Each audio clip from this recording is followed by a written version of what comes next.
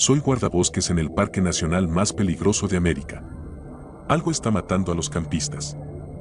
He estado trabajando y viviendo como guardabosques durante casi 5 años, estacionado en un puesto bastante remoto en medio de la auténtica naturaleza americana.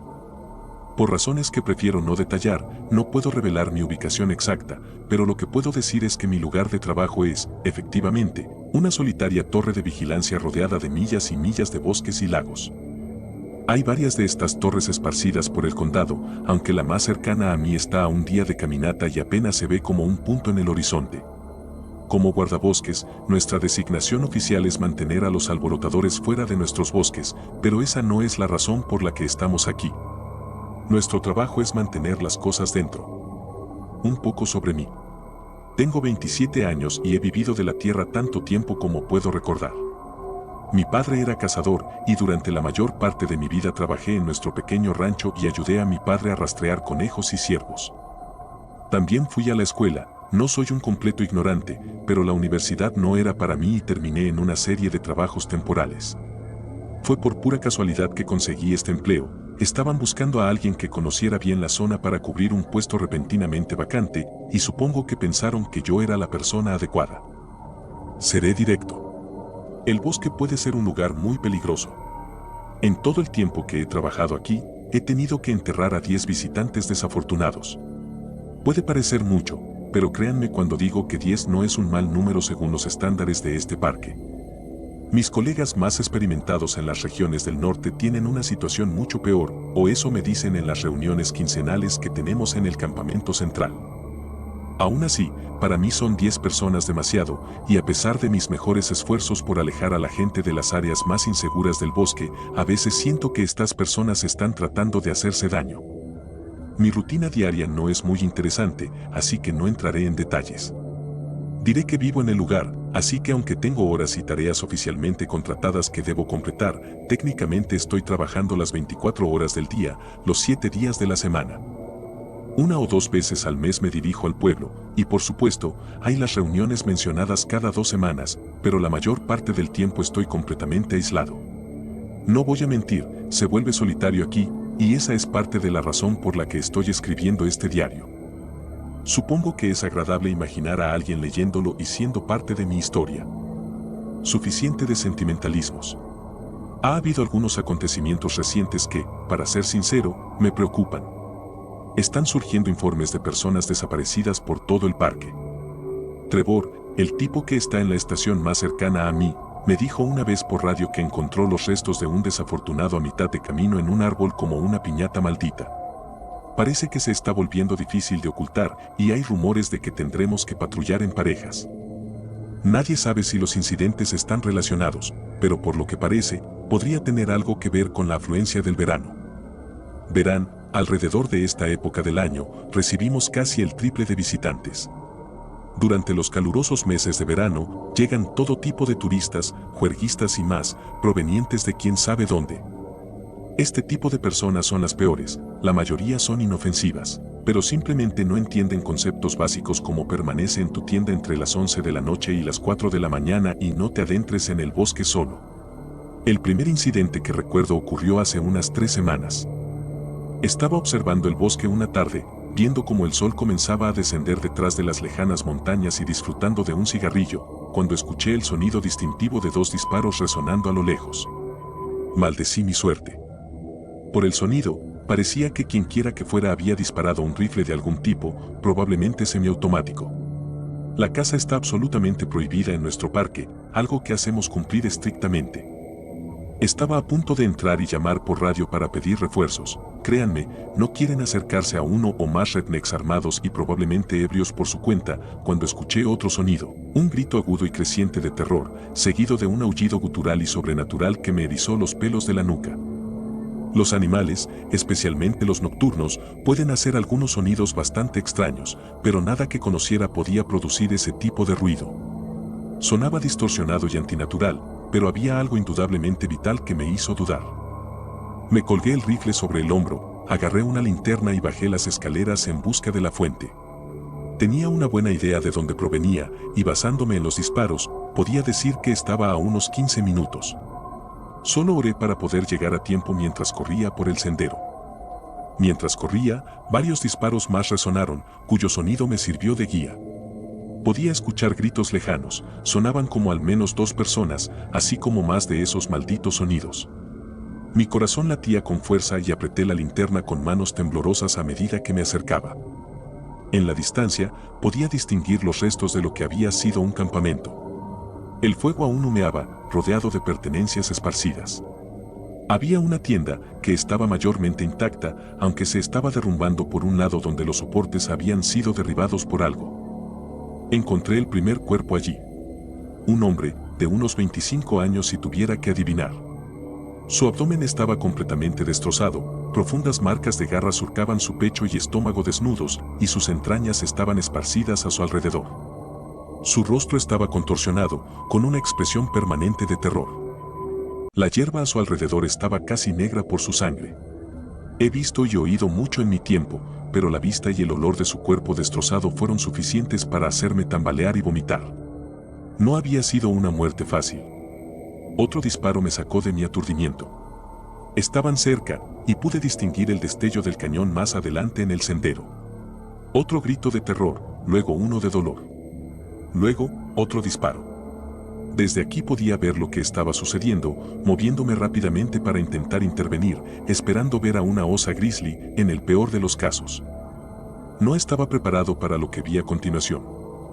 En el claro de adelante, había algo encorvado. Era grande, al menos de 7 u 8 pies, y su cuerpo estaba torcido y distorsionado, cubierto de un pelaje gris irregular manchado de sangre carmesí. Desde atrás no podía distinguir exactamente cómo era, pero podía ver que tenía a alguien inmovilizado, otro hombre. Unos pies más adelante, otro tipo más gordo estaba acobardado, tratando de recargar su rifle con manos temblorosas. El hombre en el suelo se retorcía, emitiendo lamentos de dolor que se clavaban en mis oídos. El grito de alguien que sabe que está a punto de morir no es un sonido que nadie debería tener que escuchar. Cualquiera que fuera el monstruo que estaba sobre él, lo estaba devorando. Lo vi inclinar la cabeza hacia atrás, la sangre salpicando indiscriminadamente, los dientes desgarrando la carne del hombre. Él intentaba débilmente liberarse, golpeando sus brazos contra su gruesa piel, pero o no podía sentirlo o simplemente no le importaba. Gruñía y mordía a su presa frenética, cuyos esfuerzos se volvían cada vez más débiles hasta que cesaron por completo. Fue entonces cuando noté lo increíblemente silencioso que estaba todo allí afuera. No había un maldito sonido, ni viento, ni el susurro de los árboles. Solo el gemido del hombre gordo y el crujido y gorgoteo del monstruo mientras se saciaba. Me agaché en la maleza a unos metros de distancia, con el rifle en alto y la linterna lista. Quería ayudar, pero lanzarme contra lo que fuera esa cosa sería un suicidio. Fue en ese momento cuando capté la mirada del hombre gordo. Su rostro pálido, gesticulaba frenéticamente pidiendo ayuda. Sacudí la cabeza, haciéndole un gesto de silencio con un dedo sobre mis labios, luego le indiqué que se moviera hacia mí. Lento, hice el gesto con los labios, esperando que entendiera. Comenzó a avanzar hacia mí, rodeando el claro. El monstruo no parecía notarlo, aparentemente satisfecho con su festín. Me quedé quieto mientras él avanzaba dolorosamente lento, cada segundo parecía estirarse mucho más. Estaba a unos 10 metros de mí cuando algo comenzó a moverse en el bosque detrás de él, y algo más se estrelló contra la línea de árboles. El hombre gordo se dio la vuelta y gritó. Un grito agudo y penetrante que todavía me persigue incluso después de todo este tiempo. Una segunda criatura había emergido del bosque. Todo sucedió en un borrón. Apenas vi la cosa mientras se lanzaba hacia el hombre gordo. Esta era un poco más pequeña, su cuerpo distorsionado y torcido, moviéndose en 4 patas mientras su cruel hocico se abría. Parche de pelaje cubría su cuerpo pálido, y una boca llena de agujas que brillaban a la luz de la luna se enfocaba en su aterrorizada víctima. Él levantó el rifle, que estaba vacío, por supuesto, y apenas pudo emitir un grito antes de ser inmovilizado en el suelo. Casi me desmayé al ver cómo se inclinaba sobre él y lo devoraba vivo. Gritaba y gorgoteaba mientras le agarraba la pierna y comenzaba a arrastrarlo, aún consciente, de regreso al bosque, dejando un rastro de sangre a su paso. Solo podía mirar, impotente y más asustado de lo que he estado en mis 27 años, mientras la masacre se desarrollaba ante mí. Intenté retroceder, provocando que una rama crujiera bajo mis pies. Maldecí en silencio mientras la primera criatura miraba hacia arriba de inmediato, su cabeza girando violentamente hacia mí, con dos ojos blancos y penetrantes brillando en la oscuridad. Saliva y vísceras colgaban de su boca en hilos de sangre, mientras respiraba suavemente, escaneando la línea de árboles por un momento antes de volver a su comida. Fue cerca del amanecer cuando finalmente encontré el valor para moverme. Ambas criaturas se habían ido hacía tiempo, la primera arrastrando lo poco que quedaba de su presa a sabe dónde. Al primer claro del día, me levanté lentamente y me dirigí de regreso a mi torre. Y ahí terminó. Informé a mis superiores sobre lo sucedido y me aseguraron que investigarían. Limpiarían, contactarían a las familias. Formalidades para ellos. Han pasado 3 semanas desde entonces y las cosas no se sienten igual. De hecho, creo que esa noche fue solo el comienzo. No he encontrado a esas cosas, pero no puedo salir después del anochecer sin sentir un escalofrío recorrer mi espalda. He escuchado cosas de mis colegas, susurros, realmente, sobre incidentes similares que han ocurrido en todo el parque. Tenemos otra reunión mañana. Voy a intentar llegar al fondo de esto. Mantente atento.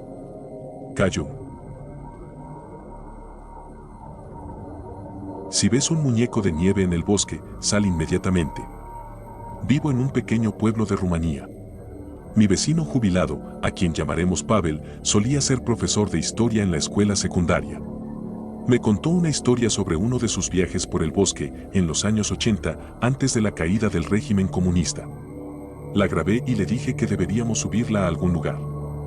Él estuvo de acuerdo, siempre y cuando no revelara su identidad. Así que, con la excepción de algunos nombres que he cambiado, escribí una transcripción exacta de su historia. La historia de mi vecino, transcripción. En 1988, vivía en Braud. Entiendo que algunas personas no estén muy familiarizadas con nuestra región, así que lo aclararé. Es una pequeña ciudad en el sureste de Transilvania, en los Cárpatos. Está a solo un corto viaje del castillo de Bran, que muchos turistas conocen como el castillo de Drácula. Un lugar hermoso, con mucha historia.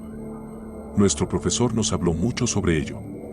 Planeábamos visitarlo juntos en algún momento, pero terminamos haciendo algo diferente. Ese año, el 30 de diciembre, algunos de mis excompañeros de clase y yo fuimos de excursión al bosque durante 3 días. Celebrábamos los 10 años que habían pasado desde que nos graduamos de la escuela secundaria. Nos reunimos gracias al señor Dima, nuestro profesor de historia. No tenía familia, así que tenía un cariño especial por sus estudiantes y siempre dedicaba la mayor parte de su tiempo a enseñar. Muchos profesores en ese entonces eran bastante estrictos, pero él era diferente. Era como un hermano mayor para nosotros. Sabía cómo convertir cualquier fragmento de historia en una historia increíble. Y siempre sabía qué decir cuando alguno de nosotros estaba preocupado. Así que estábamos muy emocionados de celebrar el año nuevo organizando una gran fiesta en un lugar remoto, con nuestro mentor favorito. Éramos 7. El señor Dima, por supuesto, nuestro hermano mayor, que organizó todo. Luego estaban Vladimir, Paul, David, Emma y Diana. Vladimir era el problemático que solía ser el líder detrás de la mayoría de nuestras travesuras. Es irónico pensar que se convirtió en guardia de prisión. Paul y David eran los 2 hermanos bromistas de nuestra clase. Pasamos tantos fines de semana en su casa, ya que su papá tenía un VCR. Sabes, en los años 80, muchas películas estadounidenses estaban prohibidas o censuradas, así que tenías que conseguir cintas que eran contrabandeadas desde Occidente. Sin mencionar que un VCR en ese entonces era muy caro, costaba lo mismo que un coche. La mayoría de nosotros no hablaba inglés muy bien, así que solíamos ver versiones dobladas. Había una mujer, Arina Margarita Nestor, que dobló miles de películas, ella sola. Búscala, si no me crees. Era tan gracioso ver Terminator y escuchar su voz aguda doblando las líneas de Schwarzenegger. Pero tenía su propio encanto, ¿sabes dónde estábamos? Ah, sí, Paul y David. Y luego estaba Emma, la chica divertida y encantadora, ya sabes, el tipo de chica por la que todos los chicos tenían un crush. Bueno, la mayoría de los chicos, de todos modos. Ella era la competitiva, siempre involucrándose en cualquier concurso o proyecto que se presentara. Aunque, personalmente, prestaba más atención a Diana.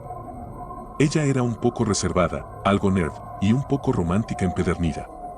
Leía muchas novelas y tenía el talento del señor Dima, siendo una gran narradora de historias.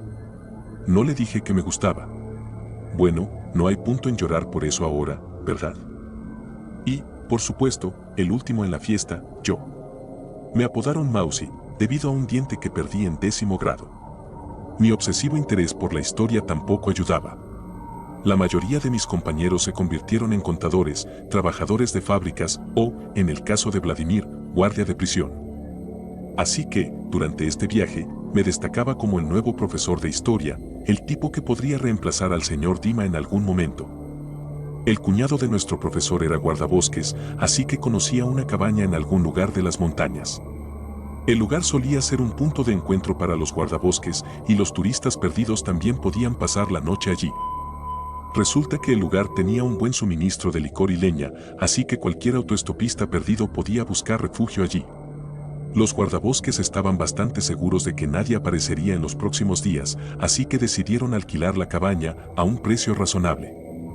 Por supuesto, todo era ilegal y se hacía a espaldas de su jefe, pero no es como si él alguna vez se fuera a enterar. Probablemente todos iban a emborracharse y pasar los días en la cabaña de los guardabosques, lejos de la cabaña. Fue una caminata de 4 horas a través de los bosques congelados. Perdimos media hora aproximadamente al desviarnos del camino, ya que estaba nevando como locos, pero el viaje valió la pena. Llegamos a una cabaña de 2 pisos, cerca de un río estrecho. Creo que era el que llaman Balea de Gobenilor. No estoy seguro. El lugar se sentía muy acogedor. Tenía una bonita vista del río y del pequeño bosque abajo. La sala principal tenía una larga mesa con 12 asientos. Las paredes estaban cubiertas con todo tipo de decoraciones y trofeos de caza. Se sentía casi como el hogar de algún guerrero vikingo. Bueno, un vikingo con mejor gusto, eso es. Había muchos juegos esparcidos por ahí, una mesa de billar improvisada e incluso uno de esos juegos de fútbol de mesa. Era la primera vez que veíamos algo así. Ni siquiera sabíamos qué era. Supongo que estábamos más interesados en todo el licor en el sótano. Después de una hora, el señor Dima envió a Vladimir y a mí afuera a recoger leña. Parecía que iba a hacer mucho frío en los próximos días, así que necesitábamos abastecernos antes de que nos sorprendiera una tormenta de nieve. Mientras caminábamos alrededor de la cabaña, recogiendo ramitas y ramas, Vladimir no pudo contenerse y me dijo: si fuera tú, me aseguraría de elegir una cama que no chirriara demasiado, si sabes a qué me refiero. ¿De qué hablas?, pregunté, aunque sabía lo que quería decir. No sé. Pareces un poco demasiado curioso por alguien en particular. Te estás imaginando cosas. No has cambiado ni un poco. Aún te gusta Diana, ¿verdad? ¿Y a ti qué te importa? Quizás pueda ayudarte con esto, ¿sabes? Tal vez tú también puedas ayudarme. Debí haber sabido que estaba tramando algo. No era el tipo de chico que te ayudaría sin esperar algo a cambio, de una forma u otra. Continuó. Bueno, Diana y Emma probablemente querrán compartir la misma habitación, ya sabes cómo son esas dos. Pero si logras que Diana pase la noche contigo, ya sabes, entonces Emma necesitaría una nueva compañera de cuarto. Diana está comprometida, idiota, le dije. ¿Y qué? Es solo una noche. Vamos. Todo ese tiempo que has pasado en la prisión te ha vuelto. Me detuve, dándome cuenta de que había una silueta extraña cerca, observándonos desde detrás de los árboles. Era difícil de ver con toda la nevada, pero había algo allí, eso estaba claro. Vladimir también lo vio. ¿Quién está ahí?, pregunté. No hubo respuesta. Nos acercamos. Ambos estábamos armados con troncos que habíamos encontrado tirados. Para nuestro alivio, nos dimos cuenta de que estábamos asustados por un muñeco de nieve. No tenía una zanahoria, su nariz era solo otra ramita, pero, de lo contrario, se veía como cualquier muñeco de nieve, con una cara sonriente hecha de trozos de carbón. Era inquietante, tengo que admitirlo. Estaba construido bastante cerca del camino por el que habíamos venido, así que debimos haberlo notado antes. También notamos que llevaba un sombrero gris, similar a los que usan los guardabosques locales. Supusimos que Paul y David habían encontrado el sombrero dentro de la cabaña y estaban bromeando con nosotros, como siempre hacían en la secundaria. Regresamos a la cabaña y, por supuesto, cuando les preguntamos, dijeron que no sabían nada sobre el muñeco de nieve. Esa noche, estábamos cenando juntos. El señor Dima trajo su vieja guitarra, así que nos turnamos para intentar tocar algo. Por supuesto, Vladimir aprovechó la oportunidad para intentar impresionar a Emma. Siempre el encantador. Lástima que estaba demasiado borracho para tocar algo. Un par de horas después, la mayoría ya se iba a dormir. Diana y yo éramos los únicos que quedábamos, sentados junto a la chimenea. Alrededor de las 3 de la mañana, me desperté de repente. Diana estaba durmiendo a mi lado. Me tomó un segundo darme cuenta de que David me había despertado. Se veía un poco preocupado. Le pregunté qué pasaba. «Oye, ¿han visto a Poe por ahí?», preguntó. «No. He estado durmiendo hasta que tú me despertaste», respondí, molesto porque había arruinado mi sueño. «¿Podemos echar un vistazo? Me estoy preocupando». Justo cuando David dijo eso, la puerta de entrada chirrió al abrirse. Poe entró. No parecía notar nuestra presencia, o no le importaba, simplemente pasó junto a nosotros, yendo directo a la cama. «David, si esto era otra de tus estúpidas bromas», murmuré, aún medio dormido. «No, espera, espera». «No sabía que estaba afuera», respondió David, sonando muy a la defensiva. «Solo le dije que se fuera y que me dejara dormir». Pero no había chance de eso. Temprano en la mañana, me despertó de nuevo David. Me dijo que lo siguiera. Fuimos a su habitación. Poe no estaba por ningún lado. Había algo muy raro en la cama. Había un charco de agua en el lado izquierdo de la cama y había un montón de ramitas esparcidas, tanto en la cama como en el suelo. Y luego, algunos pequeños trozos de una cosa negra y rocosa. Al principio, pensé que era carbón, pero, después de tocarlo, se sentía frío y un poco blando. No era lo suficientemente duro para ser carbón. Si esto era una de las bromas de Poe, tengo que admitir que era bastante buena, porque estábamos realmente inquietos. Aún así, esperaba en cualquier momento que él saltara por una de las ventanas y nos diera un infarto. Un par de horas después, todos se despertaron. Después de enterarse de que Poe no estaba, y dado que se hizo bastante claro que David estaba siendo honesto, el señor Dima nos dijo que nos preparáramos. Saldríamos a buscarlo. Afortunadamente, la cabaña tenía lo que necesitábamos para una situación como esta. Nos dividiríamos en 2 equipos de 3 personas. Cada uno llevaría un trozo de cuerda y lo ataríamos a un poste de acero, justo afuera de la cabaña. La tormenta de nieve se estaba intensificando, y no podíamos arriesgarnos a perdernos en el bosque, así que, al llevar esa cuerda, podríamos encontrar el camino de regreso fácilmente. Solo teníamos unos pocos cientos de metros de cuerda cada uno, pero era suficiente. El señor Dima, Diana y yo nos dirigimos hacia el este, justo sobre el río, mientras que David, Vladimir y Emma fueron hacia el oeste. Tomamos los rifles de caza del ático. Vladimir tenía algo de experiencia con armas por su entrenamiento como guardia de prisión, y el señor Dima había estado en el ejército, así que sabían lo que hacían. Mientras caminábamos por el bosque, Diana y yo intentábamos encontrar todo tipo de explicaciones para lo que había pasado. Al final del día, aún había una posibilidad de que Poe estuviera bromeando con nosotros, pero aún así, teníamos que buscarlo. Quizás estaba con resaca y decidió dar un paseo por la zona. También consideramos que Poe podría ser sonámbulo y haber salido mientras dormía. Después de todo, nos ignoró cuando regresó anoche. Mientras buscábamos, escuchamos algo resonando a lo lejos. Venía del lado occidental del bosque. Un silbido profundo y constante, casi como el sonido que hace un gran avión al pasar. No tenía sentido que un avión volara por ese bosque, especialmente con ese clima. Había algo extraño en eso. Pero no le dimos mucha importancia, aún teníamos que encontrar a Poe. Después de otra hora más de búsqueda, regresamos a la cabaña. El otro grupo no había regresado aún. Podíamos ver que su cuerda seguía colgando, así que probablemente seguían buscando, adentrándose más en el bosque. Los 3 decidimos sentarnos junto al fuego para calentarnos un rato antes de volver al bosque en busca de Poe. El señor Dima parecía más preocupado que nunca. Estaba visiblemente afectado por la desaparición de Poe. Mientras compartíamos nuestros pensamientos, mencioné el muñeco de nieve que Vladimir y yo habíamos visto junto al río. Al principio, el señor Dima no parecía muy interesado, simplemente lo desestimó como la creación de algún turista que probablemente pasó la noche en la cabaña. Eso fue hasta que mencioné el sombrero gris que llevaba. Me pidió que se lo mostrara. Salimos y nos dirigimos hacia el sur y, después de una corta caminata, encontramos el muñeco de nieve justo donde lo habíamos visto por primera vez. El señor Dima agarró el sombrero gris, lo limpió de nieve para inspeccionarlo, y tras un momento, pude ver cómo su preocupación crecía visiblemente. «Este es el sombrero de Radu», dijo, su voz temblando de ansiedad. «¿Quién?», pregunté, aunque ya tenía la sensación de que era mejor no saberlo. «Radu. Era uno de los guardabosques que estaba de turno estos días. Este es su sombrero. Quizás Polo, alguien lo encontró dentro de la cabaña», intenté razonar. «No. Radu estaba de turno ayer.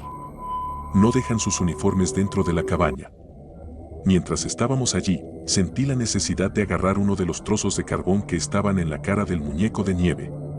Tenía una intuición sobre algo y, lamentablemente, tenía razón. Los trozos de carbón en este muñeco de nieve tenían la misma textura blanda y suave que los que encontramos en la cama de Paul. No se lo dije a los demás. Solo les dije que debíamos encontrar al otro grupo de inmediato. Al regresar a la cabaña, nos dimos cuenta de que su cuerda ya no estaba estirada, lo que significaba que debían estar regresando. Sin embargo, decidimos seguir la cuerda. Teníamos que encontrarlos lo más rápido posible. Caminábamos a buen ritmo. El señor Dima nos guiaba, apuntando su rifle hacia adelante, por si acaso. Acordamos que tan pronto como volviéramos a la cabaña, empacaríamos y nos dirigiríamos a la aldea más cercana para llamar a las autoridades. Mientras nos dirigíamos hacia el oeste, Diana nos preguntó si habíamos oído hablar del asesino de Año Nuevo. Por supuesto que sí. En aquel entonces, había un asesino en serie que tenía ese apodo, debido a su modus operandi. Cada año, en la noche del 31 de diciembre, mataba a un niño en la ciudad de Busú, a 3 horas de Braop. Comenzó su serie de asesinatos en 1985 y cada año, el 31 de diciembre, atacaba. El muñeco de nieve simplemente tenía sentido que fuera la obra de un asesino en serie loco. Pero, ¿por qué aparecería aquí de repente? Mientras discutíamos este horrible escenario, el señor Dima tropezó, casi cayendo en la nieve. Pisó algo en la nieve. Nos reunimos alrededor, tratando de ver mejor. Después de despejar un poco la nieve, quedó claro lo que era, un humano, tendido en el suelo. Y después de darle la vuelta, nos dimos cuenta, era Emma. Revisamos su pulso. No había nada. Sus ojos estaban vacíos, desprovistos de vida. Y su piel era pálida, pálida, casi como la nieve. Y luego, vi algo que me horrorizó, mirando sus manos, las puntas de sus dedos, se veían ásperas y duras al tacto, casi como la corteza de un árbol. Diana comenzó a gritar, mirando fijamente hacia adelante en la tormenta de nieve. El señor Dima saltó, su rifle apuntando hacia adelante. Había algo justo delante de nosotros. Algo a la distancia, no muy lejos. El señor Dima gritó, llamando a Vladimir y David, pero no recibió respuesta. Mientras mirábamos hacia adelante, nos dimos cuenta de lo que estábamos viendo. Allí, a lo lejos, había 2 muñecos de nieve. Sin siquiera asimilar lo que acabábamos de ver, casi simultáneamente, los 3 comenzamos a correr hacia la cabaña.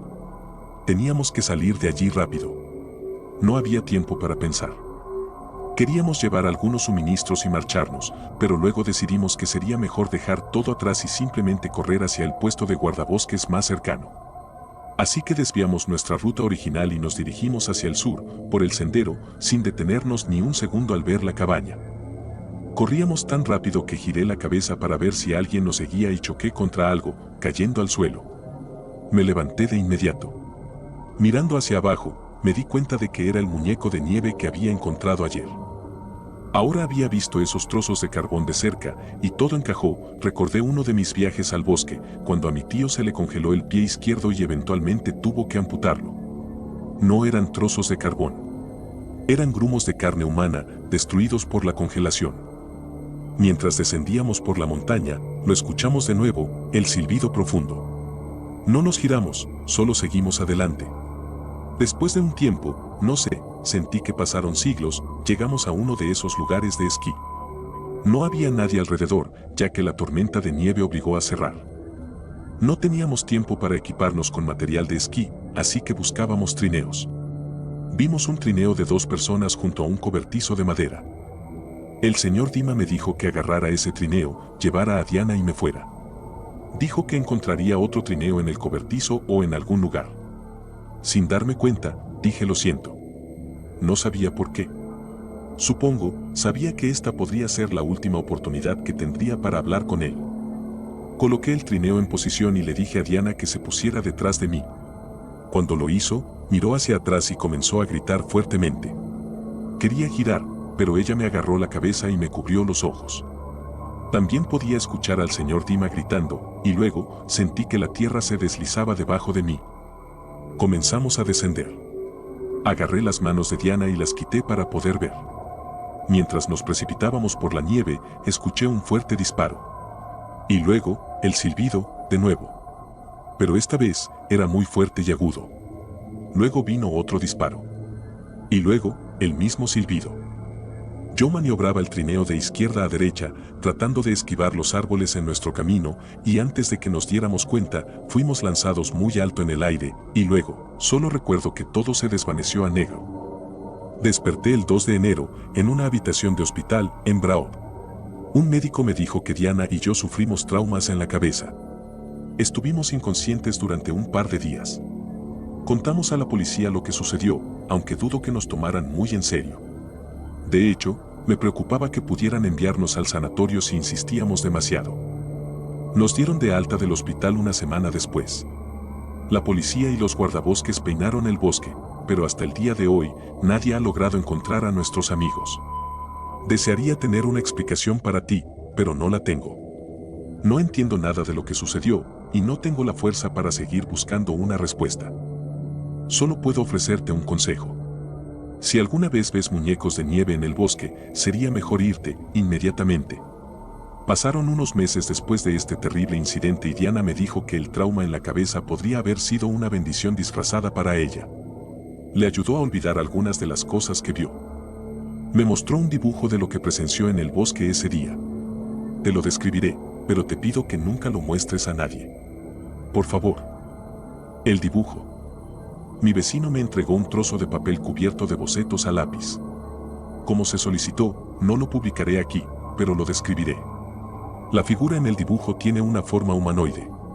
Una forma humanoide aproximada, aunque es bastante demacrada, delgada y alta.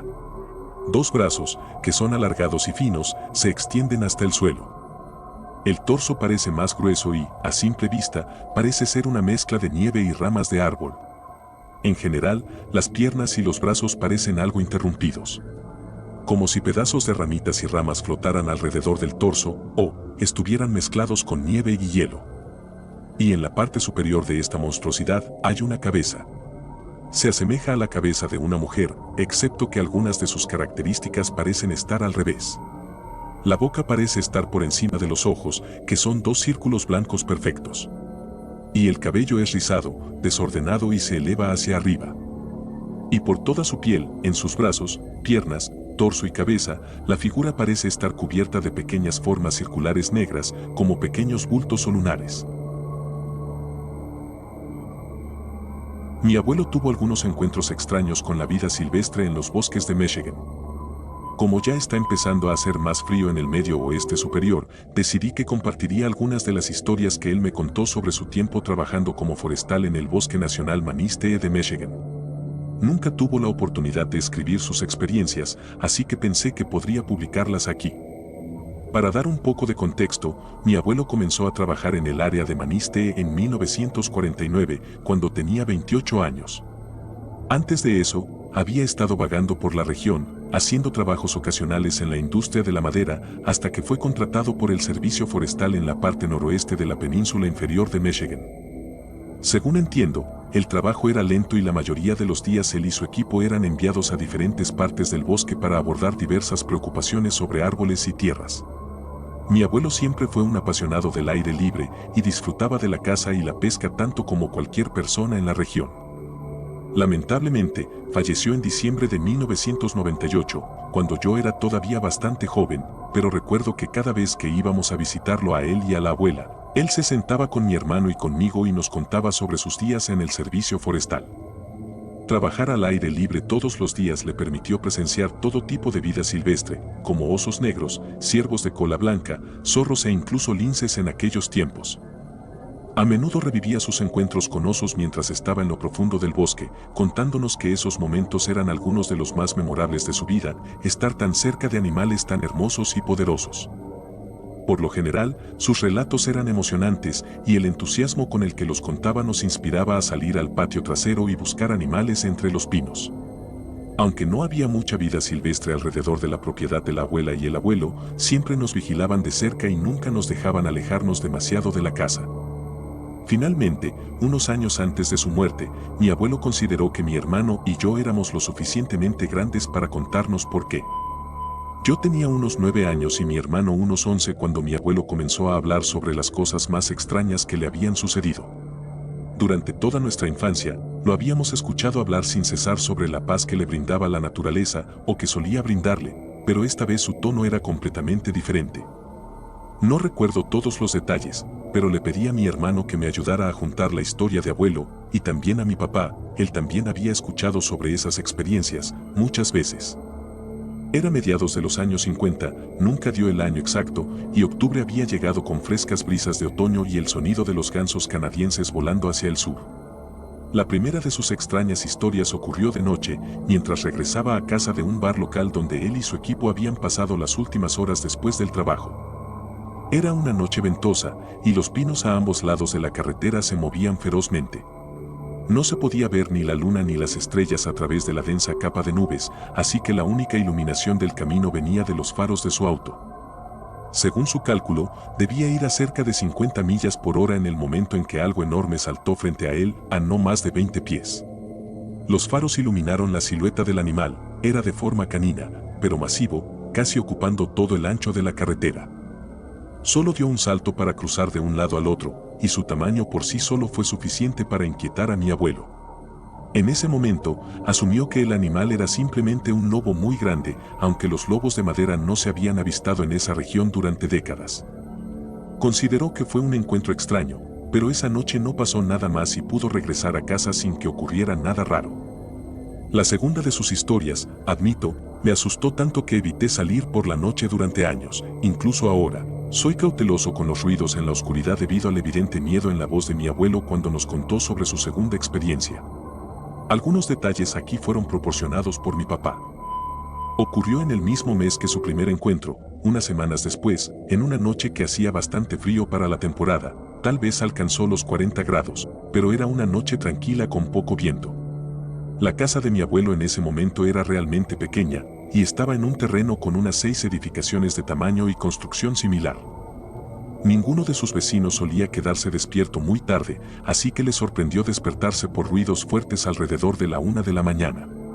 Sonaban como rasguños en metal, con golpes ocasionales, como si un animal intentara entrar.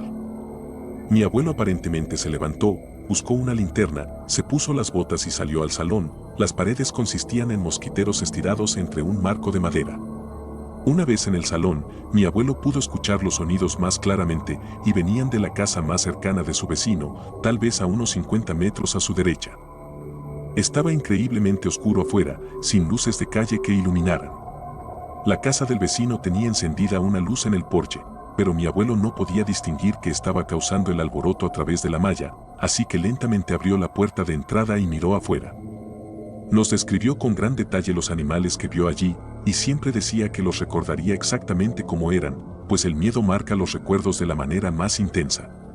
3 enormes perros cubiertos de largo pelo negro estaban contra la casa de su vecino, arañando el revestimiento y dejando marcas visibles con cada zancada. Cada bestia medía alrededor de 7 pies de altura, con sus patas delanteras extendiéndose otros 2 o 3 pies, alcanzando fácilmente el techo y la canaleta de la casa. Sin embargo, sus arañazos no parecían indicar que intentaran entrar a la casa, como explicó mi abuelo.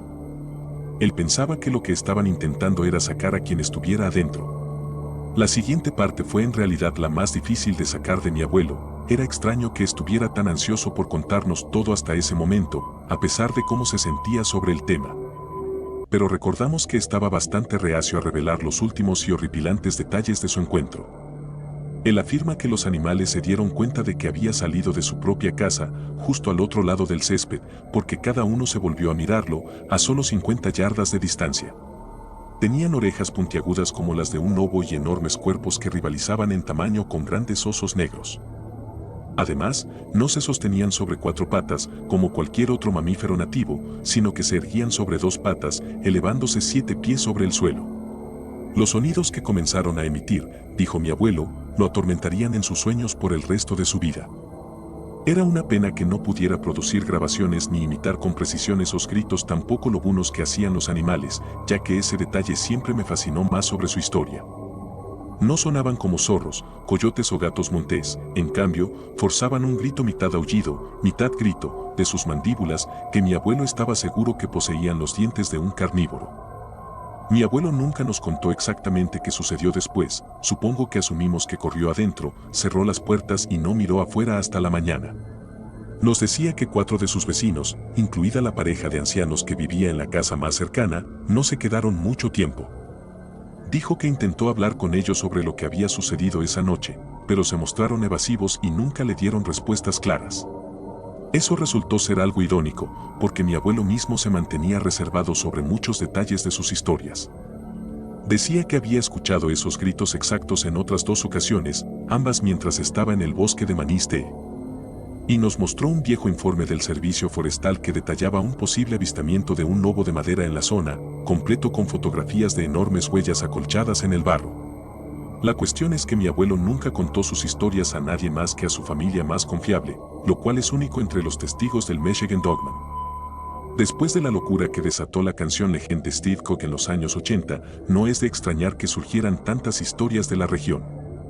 Yo había escuchado algunos fragmentos sobre el llamado monstruo antes de que mi abuelo contara su relato, pero no fue hasta más tarde en la vida que me di cuenta de que sus encuentros debían haber sido con la misma criatura.